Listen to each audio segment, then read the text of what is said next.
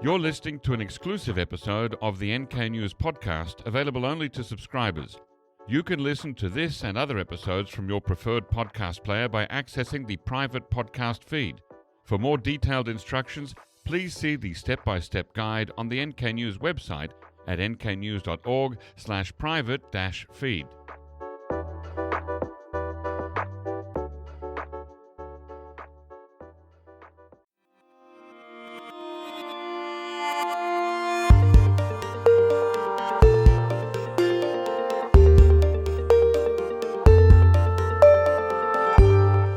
Listeners, and welcome to the NK News podcast. I'm your host, Jacko Zwetsloot, and today I'm recording this episode via StreamYard. It is Wednesday, the 3rd of September, 2025, and today I'm joined on the NK News podcast by Chandana Seshadri, non-resident fellow at the Stimson Center's 38 North and former research analyst at RUSI, specializing in the intersection of sanctions, financial crimes, and cyber threats, with a focus, of course, on North Korea.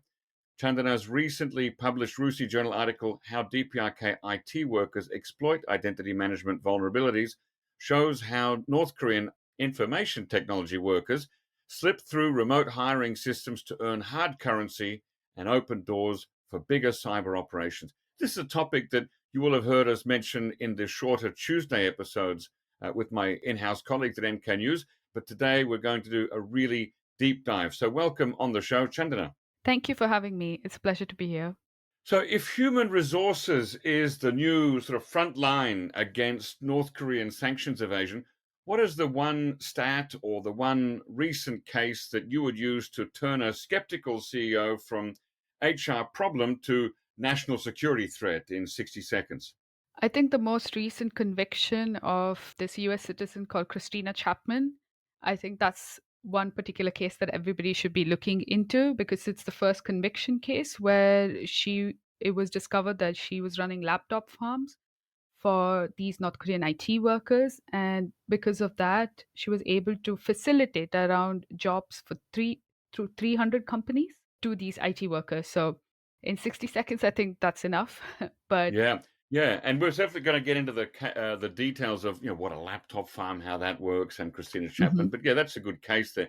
Now you say at the start of your paper that this is, quote, a strategic deployment of information technology workers to generate revenue for North Korea's weapons of mass destruction program.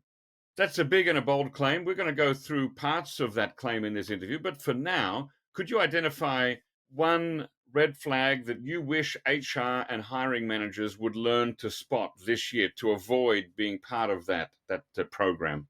Definitely. I think one strategy that these North Korean IT workers are employing is to specifically look for remote work.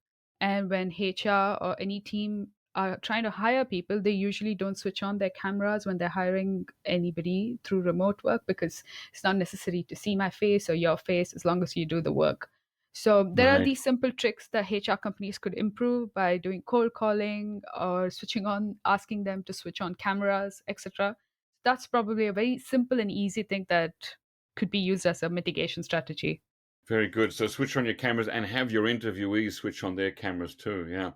And what would be one metric that a board of directors at a company should look at monthly to sort of gauge identity risk exposure? I don't know if there is one exact metric for that. It's a very tough question, but I think it's more on if they have good auditing systems as to how many people have been hired quite recently and how many people have moved on. The turnover rate, depending on how many remote workers have been hired and how long they stay in the company doing the work. I think that's quite important. And one Mm-hmm. interesting thing about this case is, or the issue of North Korean IT workers, is how they're getting paid. So Mm-hmm. if payment or salary is happening via cryptocurrency or through dodgy accounts, etc., if there's a way to identify these suspicions through auditing, I think that's where these boards or CEOs must have an understanding. There's a way to report this. I think that would be one step to improve compliance, or even just to have an idea about this issue. Okay, good advice. All right, so let's now get into sort of drawing the big picture of the threat. How big and how organized is the DPRK IT worker ecosystem today, and where does it sit inside the wider North Korean cyber program and revenue generation? That is a good question, but it's a very difficult question to address very linearly. So, DPRK IT workers is not a very new issue. It's been going on for a while as remote work started, or after COVID-19, you suddenly started to see a lot of freelance opportunities, remote work opportunities. So, you could potentially say that the magnitude or the impact kind of spread because of COVID or after Hmm. COVID. But if you were to talk about personally, as a DPRK financial crime researcher, if I were to look at the historic transition of how North Korean actors have improved their activities or come up with new sophisticated ways, this seems like a very natural progression for them. But if you were to put it into a structure as to where they actually sit, I think you could see that they do come under the larger cyber network of DPRK actors. Whether they are right at the top or right at the bottom, it's a bit hard to say. You can to an extent, but I think there are a lot of overlaps between North Korean IT workers and North Korean cyber actors, who's actually responsible for what activity per se. And then there is another aspect to North Korean IT workers, whether they are malicious actors or whether they are only revenue generating actors. What is their motivation, or Mm. what is their, purpose? Like you initially mentioned, I have written it in the beginning as well. Most of the revenue that is generated ends up in the weapons of mass destruction program, Mm. or even to sustain their day-to-day living, etc. So it's a bit hard to concretely say that yes, the money earned from this North Korean IT worker A ends up going to back to the regime into that particular account, etc. But the idea behind all this is that it sits within the larger cyber network. But if you want to go deep into the detail, I think it'll take a longer time to do the research around that specifically. Right. Now we've talked about the Lazarus heist before on this podcast with the massive theft of money. First of all, from the I think the Bank of Bangladesh, if I'm not Mhm. mistaken, and then later on through ATMs worldwide, just using people's stolen bank details. Would you imagine, just sort of in the real workaday world of North Korean IT workers, that the people who did the Lazarus heist would know some of the people who are doing the IT work, remote work that we're talking about today? Are they in the same ecosystem? In if let's take a bird's eye view of this ecosystem. So if you zoom out completely, yes, they're all under the same network, technically speaking, because there are Hmm. some certain very transferable skills that could be used to maintain certain IT systems or get a job, to put your head down and do menial work. But if I were to take a guess whether they do know, or there are certain actors who might do odd jobs here and there, be with the Lazarus group, if you say, or be a revenue raising activity that one random IT worker does? Potentially. But you Hmm. can't concretely say that yes, they are both these actors are the same. But Right. there could be overlaps in terms of their activities or their timing, what their boss asked them to do. So Right. in that sense, if you take a zoom out view, yes, they're Hmm. probably under the same network. And as you point out, many of these skills are certainly transferable, so they can be used across multiple teams. Now, the United Nations panel of experts, before it was shut down, estimated that illegal cyber operations provided about 40% of the revenue that North Korea needs for its weapons of mass destruction program. Do we have any idea what portion IT workers likely contributed into that pot? It's very difficult to give an estimate, but you can say I think the advisory is provided by the United States around how much these IT workers are earning annually, and individually it is provided around 300,000 annually or something in that ballpark. But to what percentage is the IT worker contribution to these illegal cyber operation? I think that's a very murky figure. It's very difficult to estimate. Mm. And I know it becomes a little difficult from addressing this issue. The larger the estimate, then most probably law enforcement would have a better understanding or a prioritization or some kind of motivation to do something about this. But nonetheless, I think there are other ways to look at this issue. It's more Hmm. got to do with, given IT workers are actually infiltrating into systems, the problem lies not in how much percentage of the illegal cyber operation is conducted by them, but more on how much information they get access to. So this is private company information. IP information. There could be legal repercussions. There could be reputational damages that could be done with North Korean IT workers getting access to company information.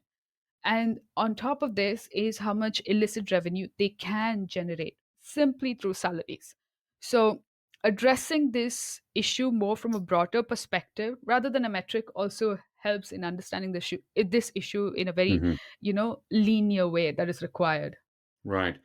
Given the difficulty of talking about numbers, where do we see the center of gravity today in terms of this illegal fundraising? Is it likely to be in the simple revenue extraction through invoicing and payroll, or is it more in post-access monetization like code and data exfiltration? Yeah, I think it's important to again go back to dividing whether these IT workers are illicit actors with malicious intent or are they there just to do the job and gaining standard revenue.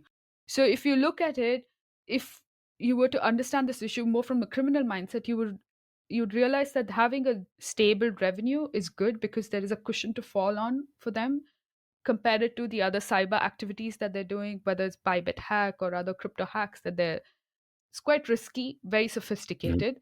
So for them to fall back on this stable revenue that they're generating through incomes, I think that's a strategy to work at.